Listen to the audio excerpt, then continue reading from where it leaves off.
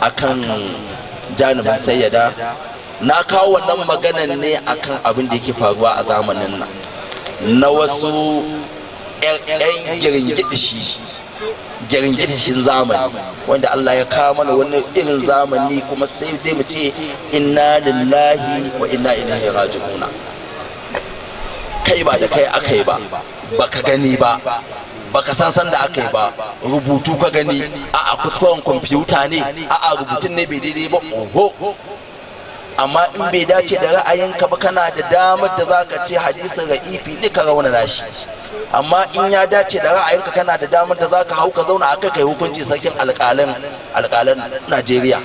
Inda kai alƙali ne, Allah ya sa kai ne mai hukunci tsakanin sahabbai da iyalan gidan Annabi. Shi kenan abin da yake faruwa kenan. Ni dai na sani, wallahi tallahi ban taba ganin mutane masu girmama ahalan gidan Annabi ba irin sahabban Annabi. Ni dai ban ga irinsu ba, ni dai wallahi ban ga irinsu ba, domin na karanta na gani, kuma malaman mu sun gaya mana mun gani. Wallahi ba mu ga masu girmama ahalin gidan manzan Allah ba irinsu, irin sayyidina Abubakar. Don mun sani sayyidina Umar har sai da ya auri ma yar sayyida Fatima, saboda manzan Allah sallallahu alaihi wasallam yana cewa kullu nasabin wa hasabin munqati'un yawmal qiyamati illa hasabi wa nasabi.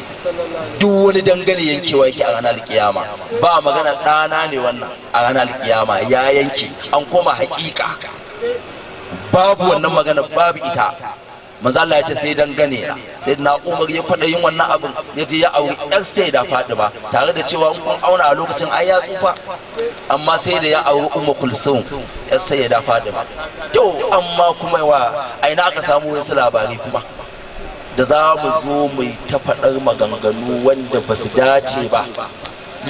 Babu adalci kwata-kwata a cikin maganganun, babu adalci. Kuma yanzu samarin mu san haɗu su kifa a kai, an zama firka guda biyu, waɗancan su taɓa iyalan gidan manzan Allah, su kuma waɗancan su ce bari marama sai su taɓo su habbai. To waye kenan? To waɗancan sun taɓa iyalan gidan Annabi, wai ya zubillahi, sun taɓo wannan sun taɓo wannan, sun